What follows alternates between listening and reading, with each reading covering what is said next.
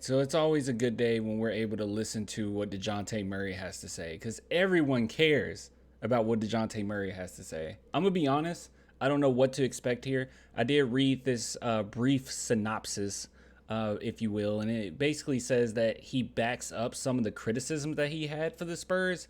I don't know what's there to back up. I want some nasty. Are we having fun yet?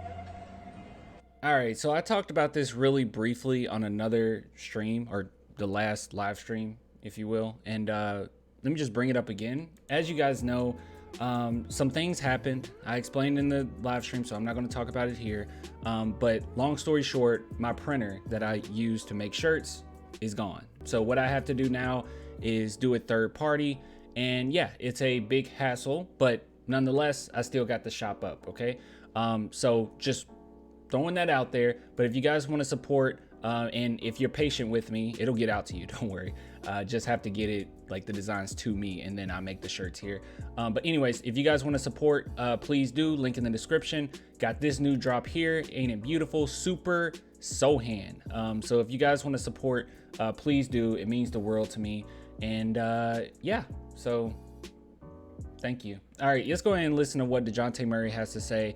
My girl Carolina Teague also did an interview, but I didn't see any video there, so I wanted to grab hers, but I just couldn't find it. But anyways, so this is Casey Vieira, and this is what Dejounte had to say.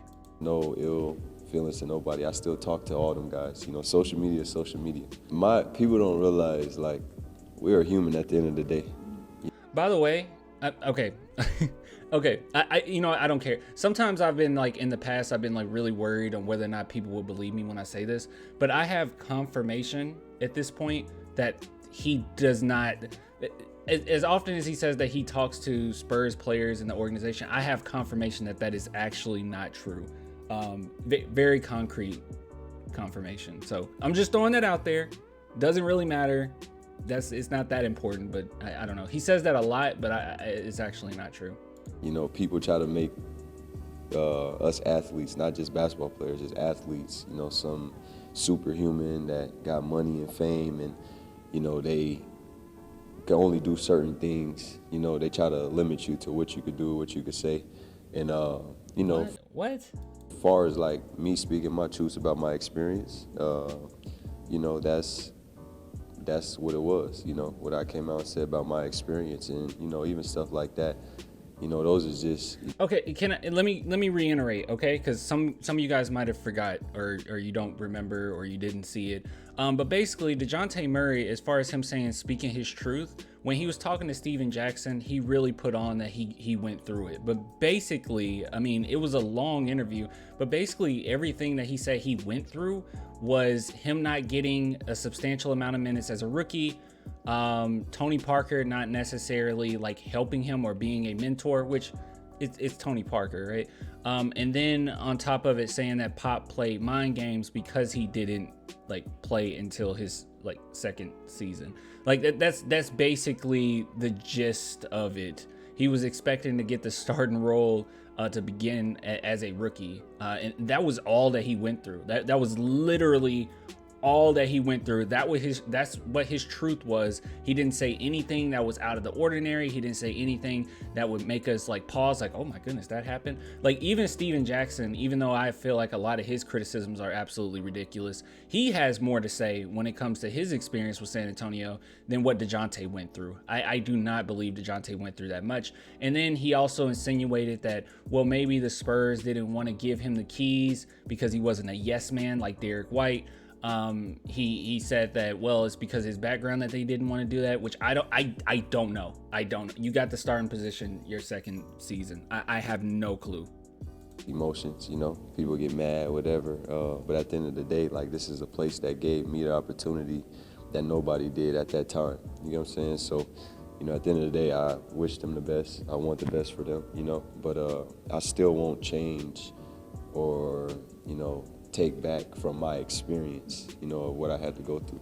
Yeah, so that's what he has to say. Look, I do like the fact that he's saying, hey, I still love the organization, or they did a lot for me. But man, it's just so weird backing up like that you went through something. Like if it was like this, I'll be honest with you guys, okay? You guys know I am look, I am biased because I'm a Spurs fan, right? But at the same time, I will get rid of all that bias if he would have came out and said something that I thought was genuinely bad. Like I was like, oh my God, that's genuinely bad.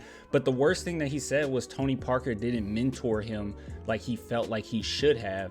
But I mean, yeah, he probably should have, but then at the same time, he's not obligated to do that, right? He complained about how Tony Parker went off to the Hornets, but it's like he wanted to play his last year in the NBA.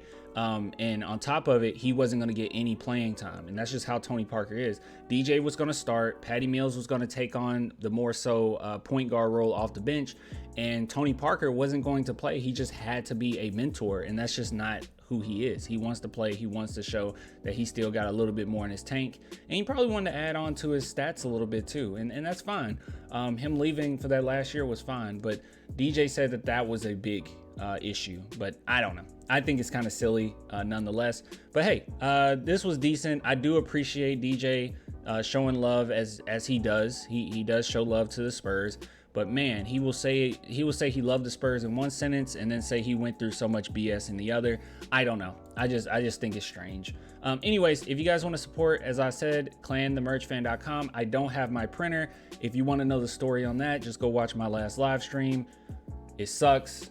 It really sucks. But yeah. So anyways, I'll get with you guys later, man. Until next time.